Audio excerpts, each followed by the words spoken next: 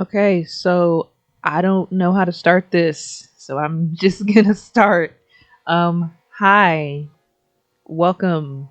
Um, I'm gonna take this moment to, well, I'm gonna take this moment while you see me gathering materials and stuff to explain a couple things. If you are here from my first video and you're wondering why I haven't uploaded in 2 years, and you're also wondering what making soap has to do with taking out a septum ring, I don't have answers for you. I'm sorry. But yeah, I've I've started a skincare line, and this video is about me making soap and restocking one of my products. So yeah, enjoy that. I hope you'll enjoy it. I really do. Um not showing my face in this video because I look busted AF. Like when I filmed this, I hadn't done anything to my hair in like 4 days. So yeah.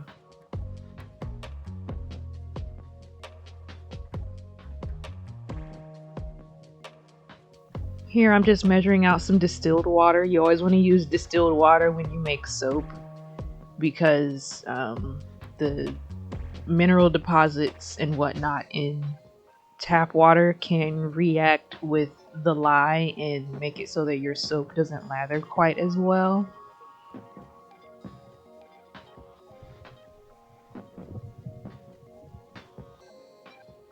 And you can't see this part, but there I just stepped away to pour that into my kettle so that I can boil the water so that I can brew the coffee later on in this process. Here you see me dump an indiscriminate amount of coffee into this bowl. It really doesn't matter how much coffee I use in this step as long as it's, dark enough to be coffee, if that makes any sense.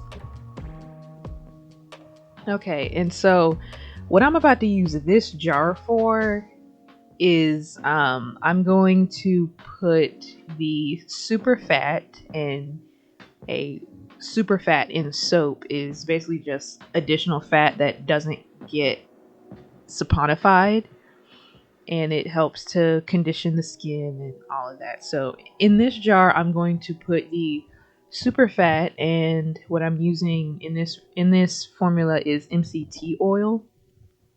And I'm also going to add some additional coffee grounds, some fresh coffee grounds.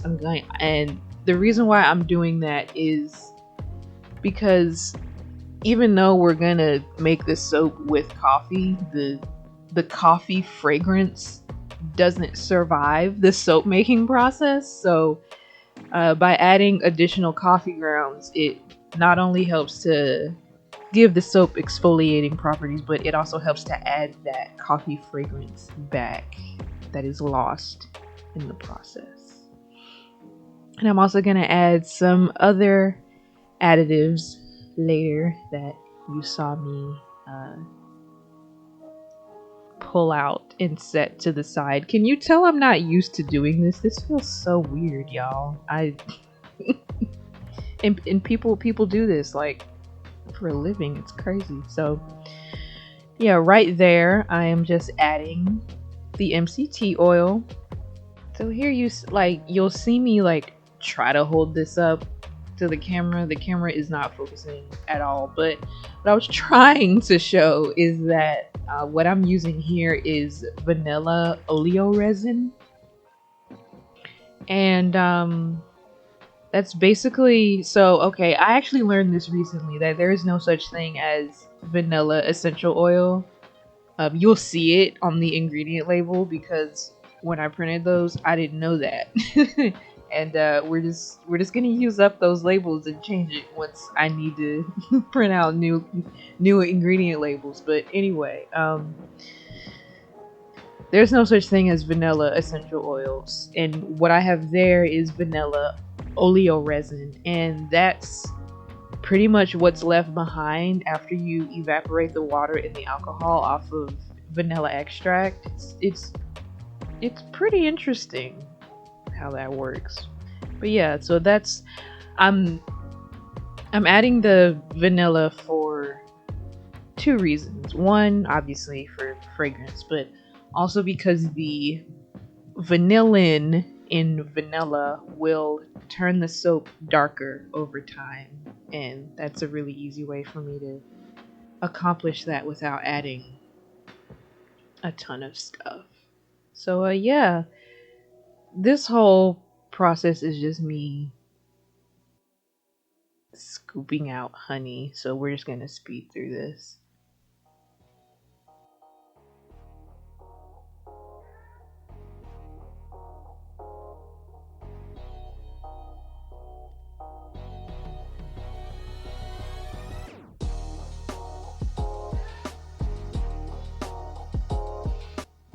So yeah, now that that has been taken care of,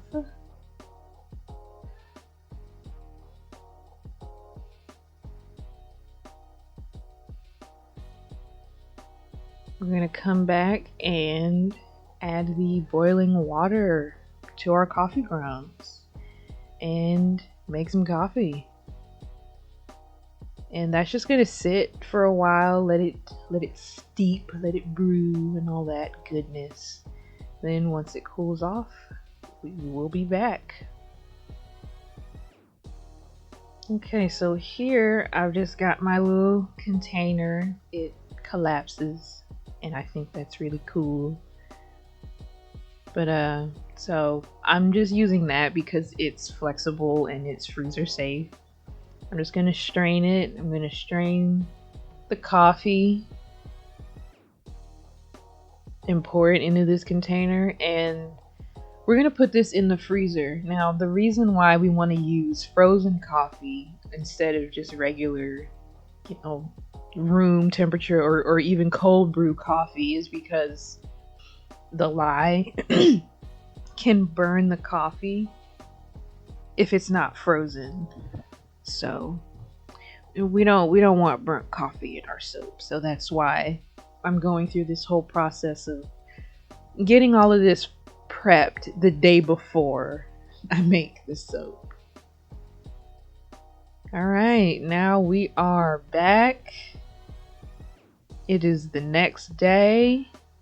Got my gloves, got my mask, got my eyewear. Because you gotta be safe when you make soap. Make sure you've got long sleeves. Make sure you've got long pants, closed-toed shoes, because if the lye itself or the lye water gets on you, it will burn and it will not be fun.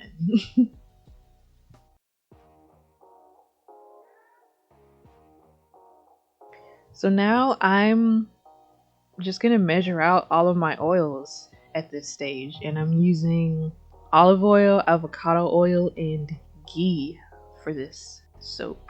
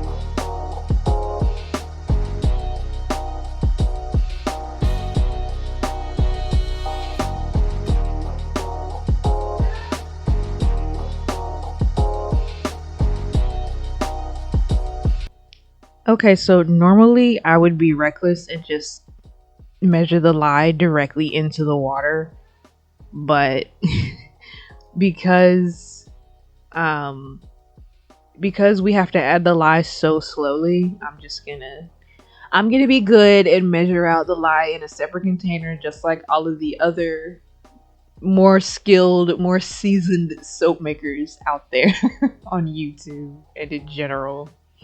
All right, and now it is time to take our frozen coffee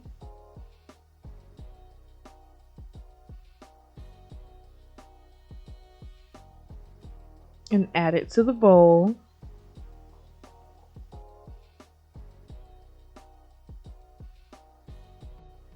And here you'll see me, sprinkling on the lye, and you can actually see it start to melt the coffee on contact. It's pretty cool looking. And here you'll see me venting my frustrations that we are 8 months into this pandemic and America still can't manage to get it together.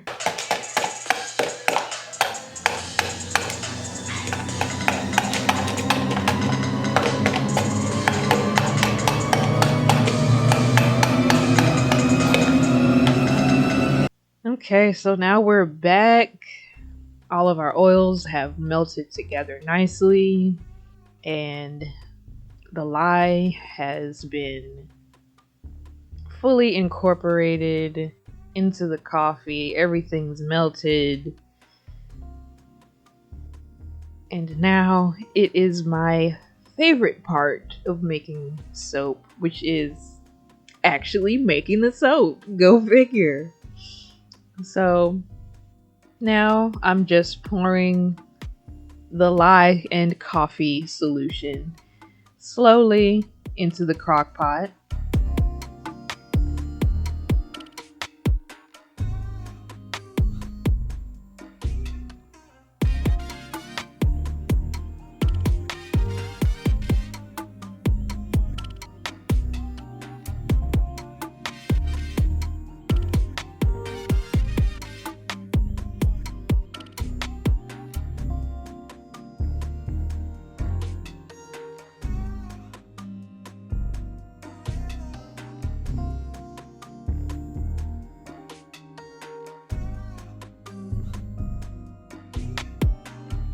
And now I'm taking my hand mixer, just giving it a few good pulses, and we are going to start to blend everything up. And I'm just turning up the exposure a little on the camera so that you guys can see a bit better what's happening. And I'm just going to speed through this part because it's just going to be more of this.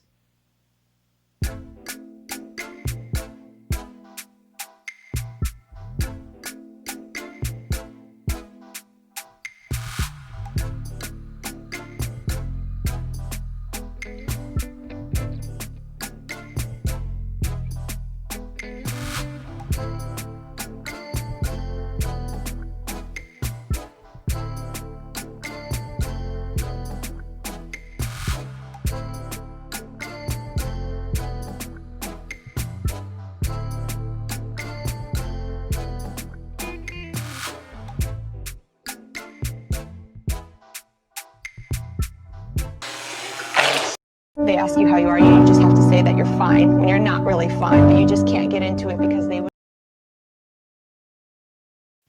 So now that that's done, I'm just gonna put the lid on and let it cook for a while, and we'll be back so that I can show you how it looks once it's been simmering. So here you can see that the edges have started to change in texture. Now this is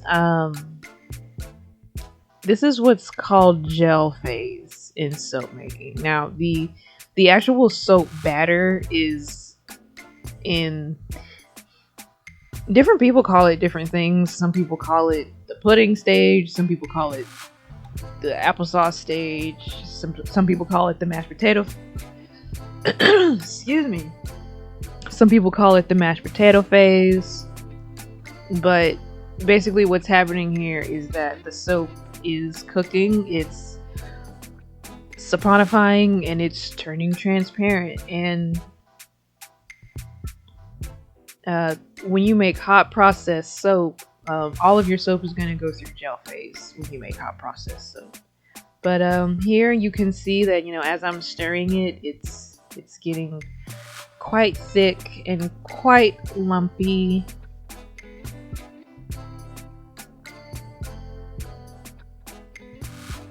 But we're going to put the lid back on and we're going to let it set for a little while, and you'll see how drastically different it looks when we come back.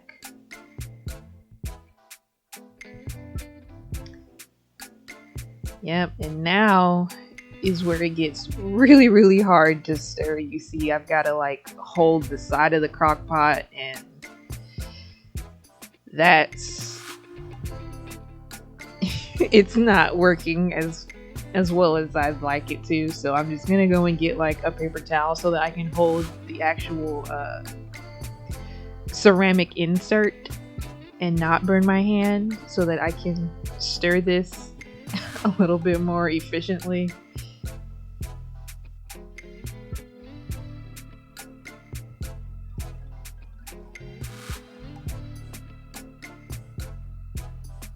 But I'm not really gonna speed through this because it doesn't take long for it to start to gel completely, and where it gets pretty easy to stir. So you'll see that as I'm kind of folding it over, like I'm making a cake or something, that more of the soap is turning this darker brown color, and that is exactly what we want. That's what we want to see. That is everything we want in our soap right now. So as you can see, as I'm, you know, stirring it, and as the heat gets distributed more evenly throughout the soap, it is a lot easier to stir, and it turns much darker. So I'm just gonna scrape the edges and put the lid back on and let it cook even longer so that it can complete its gel phase. And when it finishes going through gel phase, that's when we know that the soap is done. And then we can take it off the heat and add all of our additives that we prepared yesterday. All right, so now you see it has gotten thick again, but it's not impossible to stir like it was before. It's also a lot less shiny, and that's normal as more of the water evaporates.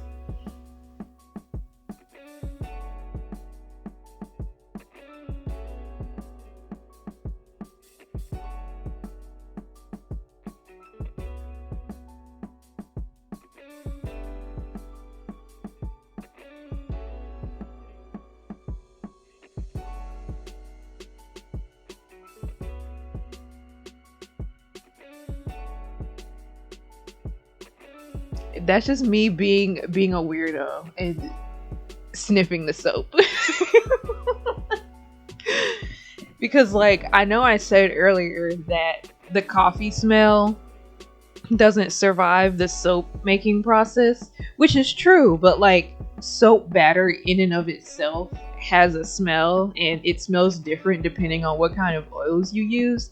And I really like the smell of olive oil soap, and since this soap has so much olive oil in it, I'm like, oh, it smells so good. And there, I'm just gonna grab my jar that I made yesterday full of our coffee grounds, MCT oil, honey, and vanilla. This is pretty self-explanatory. You just dump the whole thing in there and you mix it really, really well.